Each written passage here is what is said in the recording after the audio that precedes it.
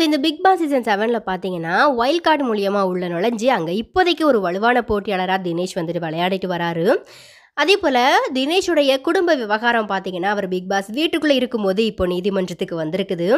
பிரிவும் சந்திப்போம் அப்படிங்கிற சீரியல்ல நடிச்சப்போ தான் தினேஷும் ரச்சிதாவும் காதலித்தாங்க. அதுக்கப்புறமா திருமணம் செஞ்சுக்கிட்டாங்க. இப்போ பார்த்தீங்கன்னா, கருத்து வேறுபாடு காரணமா 2 பேருமே கடந்த சில வருடங்களாகவே பிரிஞ்சு தான் வாழ்ந்துட்டு வராங்க. 2 பேரையுமே சேர்த்து வைக்கிறதுக்காக 2 தரப்பு பெரியவங்களுமே முயன்றதா சொல்லப்பட்டுச்சு. ஆனா, அந்த முயற்சி பலனளிக்காததா தான் தெரியுது. சில மாதங்களுக்கு முன்னாடி பார்த்தீங்கன்னா, தினேஷ் மிரட்டல் விடுக்கிறதாகவும், ஆபாசமா பேசுறதாகவும் தினேஷ் மேல போலீஸ்ல கம்ப்ளைண்ட் கொடுத்தாங்க ரச்சிதா. போலீஸ் ஸ்டேஷன்ல 2 பேரையுமே கூப்பிட்டு பேசினப்போ, ரச்சிதா தினேஷோட இணைந்து வாழ விரும்பல அப்படிங்கிற மாதிரியா சொன்னதா தெரியுது. இதை தொடர்ந்து போலீசார் பார்த்தீங்கன்னா 2 பேரையுமே நீதிமன்றம் போங்க அப்படிங்கிற மாதிரியா சொல்லிட்டாங்க போல. இது தற்காலிகமான பிரிவு தான், விரைவிலேயே இந்த பிரச்சனை சரியாகும் அப்படிங்கிற மாதிரியா தான் தினேஷ் பார்த்தீங்கன்னா அவர்கிட்ட ரச்சிதா குறித்து கேட்ட கேள்விகள் எல்லாத்துக்குமே வந்துட்டு தொடர்ந்து சொல்லிட்டே வந்தார். ஈவன் இந்த பிக் பாஸில் அவர் கலந்துக்கணும் அப்படிங்கிற மாதிரியா அவருடைய நேம் இந்த லிஸ்ட்டில் வரும்போது கூட அவர் சொன்னார். நான் பிக் பாஸ்க்குள்ளே போனேன் அப்படின்னா என்னுடைய மனைவி இந்த பிக் பாஸ் டைட்டில் ஜெயிக்கணும் அப்படிங்கிற மாதிரியே ரொம்பவே ஆசைப்பட்டாங்க. பட் அது அவங்களால முடியாமல் போயிடுச்சு.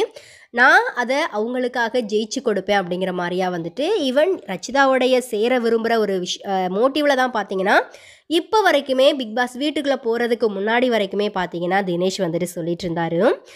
அண்ட் பிக் பாஸ் நிகழ்ச்சியில் கூட பார்த்தீங்கன்னா சில தினங்களுக்கு முன்னாடி இந்த விவகாரத்தில் பாசிட்டிவான முடிவு கிடைக்கும் அப்படிங்கிற மாதிரியா நம்புறதா கூட தினேஷ் சொல்லியிருந்தார். இந்த நிலையில தான் ரச்சிதா பார்த்தீங்கன்னா இப்போ விவாகரத்து கேட்டு நீதிமன்றத்தை நாடி இருக்கிறாங்க. சில தினங்களுக்கு முன்னாடி பிக் பாஸ் வீட்டுக்கு போயிட்டு வந்த தினேஷோட அப்பா பார்த்தீங்கன்னா இந்த தகவலை இப்போ உறுதிப்படுத்தியிருக்கிறாங்க. அவர்கிட்ட நாம் பேசணும். தினேஷோட அப்பா கிட்ட காதலிச்சா கூட என்னோட அப்பா அம்மா சம்மதத்தோட தான் கல்யாணம் செய்வேன் அப்படிங்கிற மாதிரியா சொல்லியிருக்கான் என்னோட மகன். அதனால் அந்த பொண்ணு என்கிட்ட வந்து பேசிச்சு. நாங்களும் பையனோட சந்தோஷம்தான் எங்களுக்கு முக்கியம்னு நினச்சி கல்யாணத்துக்கு சம்மதிச்சோம். 8 வருஷம் வாழ்ந்தாங்க. இப்போது சிலருடைய தவறான வழிகாட்டுதலால் என் பையன் வாழ்க்கை நடுத்தெருவில் வந்து நிற்குது.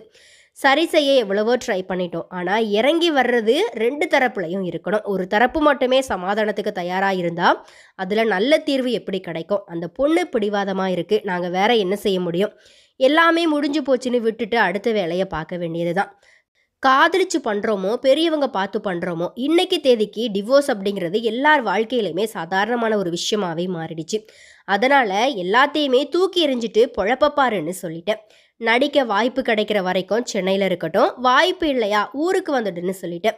வீடு தோட்டம்னு என்னால் முடிஞ்ச சக்திக்கு கொஞ்சம் சேர்த்து வச்சுருக்கேன். அதை பார்த்துட்டு இருக்க வேண்டியது தான். யார் யாருக்கு என்ன அமைப்புன்னு இருக்குதோ அதன்படி தான் நடக்கும் அப்படிங்கிறத நான் நம்புகிறேன் அப்படிங்கிற மாதிரியா தினேஷோட அப்பா வந்துட்டு சொன்னார். இந்த மாத இறுதியில் விவாகரத்து வழக்கு நீதிமன்றம் வர்றதாகவும் சொன்னார். சேர்ந்து வாழத்தான் என் பையன் ஆசைப்பட்டான். ஆனால் பிரிஞ்சு தான் போகணும்னு பிடிவாதமாக இருந்தாங்க. அதனால் ஒரு கட்டத்தில் உங்கள் விருப்பம், நீதிமன்றத்துக்கு நீங்களே போயிடுங்க, நான் விவாகரத்து தந்துடுறேன்னு சொல்லிட்டான்.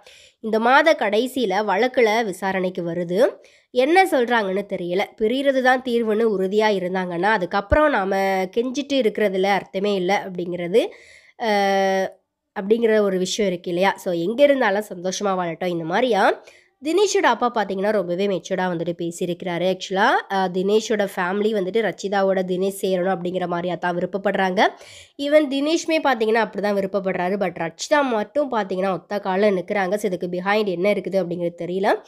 ஈவன் எந்த ஒரு தருணத்துலையுமே பார்த்தீங்கன்னா தினேஷாக இருக்கட்டும், தினேஷோட ஃபேமிலியாக இருக்கட்டும், யாருமே ரச்சிதா குறித்த ஒரு சின்ன 1% ஆஃப் தவறான வார்த்தைகளை கூட அவங்க விடுறதே கிடையாது. அந்த அளவுக்கு அவங்களுடைய மனைவியையும் மருமகளையும் ஒரு மரியாதையோடையும் மதிப்போடைய தான் அவங்க பொது வெளியில் பேசுகிறாங்க.